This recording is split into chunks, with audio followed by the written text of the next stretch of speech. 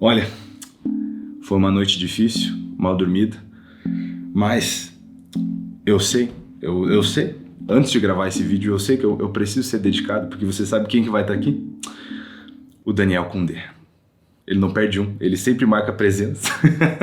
Mas brincadeira à parte, muito obrigado, né, Daniel? Você não tem perdido um vídeo, né? Outro que eu quero agradecer é o Mr. Paulo Belo, já há anos comentando, né, em todos os vídeos, aparecendo, sendo, né, carinhosos, trazendo opiniões complementares nos comentários. São pessoas como vocês que enriquecem essa comunidade, né? Muito legal os papos que a gente pode ter aqui nos comentários, e pelo apoio de vocês é que eu posso continuar, né, fazendo isso. Então, muito obrigado. Antes de começar o vídeo, queria tirar uns segundinhos para agradecer, né, vocês e vamos lá. Fala aí, tranquilo, tudo galera? Hoje é dia de crise de novo, vamos lá.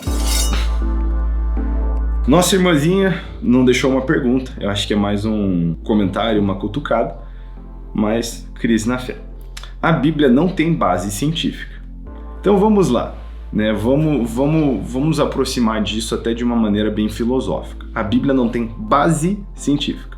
Quer dizer, base é o fundamento, né? É o que antecede. Mas vamos lá. O próprio Kepler falou, né, que ciência é descobrir os pensamentos de Deus depois dele.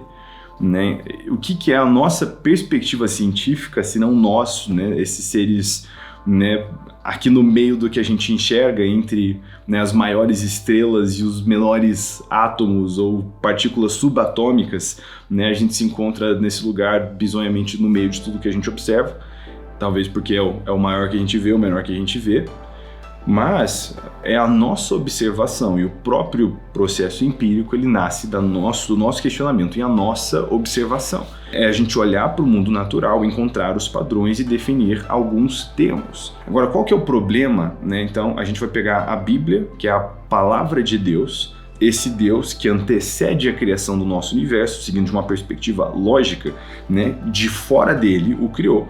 Então, chega a ser infantil a gente querer submeter quem criou esse universo de fora dele, as leis que ele mesmo estabeleceu acerca desse universo, se elas não se aplicam a ele. É um toró de miolo pensar nisso, mas Deus não tem começo. Tudo nesse universo tem começo, Deus não tem. É uma dor de cabeça pensar nisso, mas Deus antecede o tempo que nós conhecemos. Esse Cronos, a linha do tempo dessa realidade, que é, num certo sentido, gravidade, bizonho, né? Mas essa é a nossa experiência temporal. Então a gente tem esse Deus que antecede essas leis da ciência, do universo que a gente observa.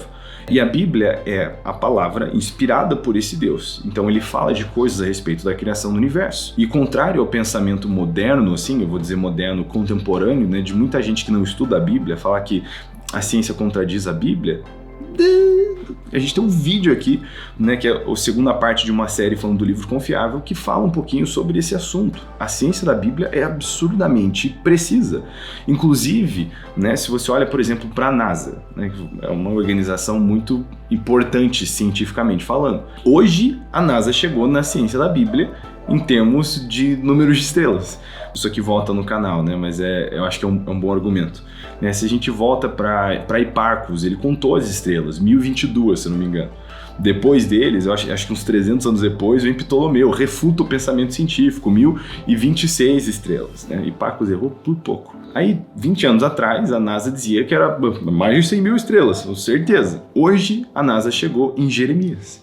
Né? Jeremias, 2.600 anos atrás, já dizia: o número de estrelas não se pode contar, é infinito. Cara, então a ciência da Bíblia ela sempre se mostra assustadoramente assim, precisa.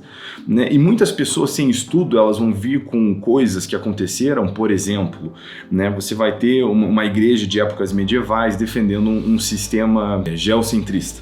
Né? Isso não está na Bíblia. Né? Era uma opinião de uma instituição, né, que inclusive se mesclou com as questões do Estado, não era, né, por si só os representantes, né, os discípulos de Jesus correndo com a mensagem das boas novas. Então você tem essas coisas acontecendo, esses vexames, mas não é porque essa foi a opinião de alguns cristãos, entre aspas, porque cristão é quem obedece Jesus, é muito difícil você desobedecer Jesus deliberadamente em nome de Cristo, né? Não tem lógica nisso. Né? Esses não são cristãos verdadeiros, mas é muito difícil por causa dos pensamentos de alguns cristãos falar é isso que a Bíblia diz sem você mesmo ir olhar e sondar o que a Bíblia diz.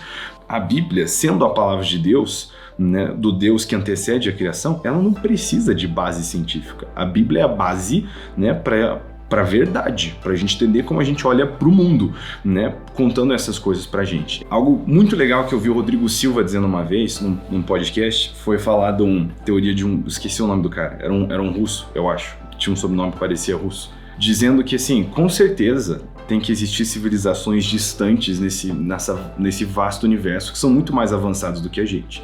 Aí você pega de uma perspectiva científica para a comunidade científica, beleza, completamente aceitável.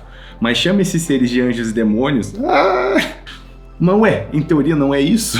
Não são seres de outra dimensão, não são seres mais avançados. Então, assim, a gente olha para isso, você olha para a descrição de um desses, parece muito mais irado do que o alienígena em média, verdinho, né? Os seres com 6 asas, né? A gente vê na Sala do Trono esses seres viventes com 6 asas, figura humanoide, rosto de bicho, coberto de olhos, mas se chamar de anjo. Então, a gente tem um bias, a gente tem um preconceito, né? Como sociedade contra as coisas de Deus, né? A gente nem percebe, mas a gente come na mão, né, de um sistema que nos alimenta ideias anti-Deus do momento que a gente nasce, né? Tem essas coisas espalhadas e a gente tem que se cuidar de só ser um questionamento besta, repetido, sem olhar a fundo, né? E aqui, de novo, eu vou abrir um parênteses porque eu sei que essa ideia, né, essa interpretação da Bíblia ofende até alguns cristãos. Então entendo o que eu estou falando, parênteses aberto, né? Não estou dizendo que é assim que aconteceu. Essa é a minha opinião e eu posso estar errado. Essa é a minha interpretação das Escrituras. O que as Escrituras dizem que aconteceu, aconteceu. O como aconteceu, a gente tem um espacinho para debate. Mas, por exemplo, a gente vê biblicamente no hebraico Deus falando água produza seres viventes. Então, se eu falo da ideia de organismos, né, unicelulares evoluindo, né, não, legal. Mas se eu falo, né, que a Bíblia diz do hebraico que a vida veio da água, não, é absurdo que a Bíblia, né, o que a Bíblia diz. Não é a mesma especulação. E quando a gente fala que Deus fez o homem da terra, tipo, isso é um absurdo. Mas o que é o homem se não a porcentagem adequada de carbono, zinco, magnésio, ferro, metal, né, os metais diferentes? Você é terra. A Bíblia está errada em dizer que o homem é terra? Então, assim, a gente vai vendo que a ciência da Bíblia, ela é bizonhamente precisa. Inclusive, eu gosto de brincar aqui e dizer que o criacionista, ele acredita em evoluções mais hardcore que o evolucionista, né, darwinista, porque eu acredito que Deus começou o trabalho nessa terra quando ela ainda era um planeta vagante. Quer dizer, o quê?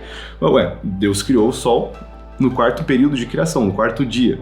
Eu digo 4º período porque não necessariamente eram dias, o Yom, período de tempo, até o 4º período de tempo não tem nem Sol nem Lua, não existe dia de 24 horas na Terra. Deus criou isso no 4º dia. Mas a Bíblia conta um relato pra gente do começo da abordagem de Deus na Terra. Então, cara, imagina, olha a especulação científica disso. Um planeta subaquático vagante. Cara, quais são as implicações disso? Com luz e toda a vida vegetal tendo sido criada antes do Sol. Alguma adaptação hardcore precisou acontecer nesse planeta. Inclusive, é até interessante porque tem uma das teorias, né, que teria sido uma colisão com a Lua que deixa a Terra no eixo do Sol. Cara, nada disso é coincidência. E eu acho que às vezes nessa, né, só de entrar no que os outros falam sem estudar devido, a Bíblia não tem base científica. Primeiro, a Bíblia não precisa de base científica. A Bíblia, né, é a palavra do Deus vivo que criou o universo que nós observamos e determinamos os padrões que ele mesmo criou debaixo de um processo empírico. Então não faz sentido subjugar Deus a esse processo científico. E é interessante que nesse própria observação do universo a gente chega em perguntas que nos levam a Deus. É muito legal, se você não leu ainda, né, ler o Cristianismo Puro e Simples. O C.S. Lewis fala muito sobre isso. Mas, beleza, esse universo ele tem um começo. Alguém startou esse começo? Ele é obra de alguém ou de ninguém? São perguntas e reflexões, né, até olhar para a consciência humana, né, a moralidade dentro do coração do homem, né, olhar para a natureza. Todas essas coisas nos levam para mais perto e não para mais longe de Deus. E eu acho tolice a gente olhar para um universo autossustentável e determinar que ele é o motivo, né, da não existência de Deus, quando ele é muito mais evidência da existência de um Deus inteligente, né, que no seu design fantástico estabelece um universo autossustentável. E eu digo autossustentável por suas leis, né? Eu acredito que toda a vida ela vem de Deus, todo fôlego vem de Deus. Mas coisas para se pensar. Acho que vai cair muito no final do dia para qual é a sua percepção das Escrituras. Porque o que é a ciência, se não a soma dos nossos esforços, né, tendo uma vez estando errado sobre a nossa visão do universo, e aí descobrindo que a gente estava errado pela, né, soma das nossas pesquisas, que muda o tempo inteiro. O pensamento científico, ele muda o tempo inteiro, porque as nossas descobertas mudam o tempo inteiro.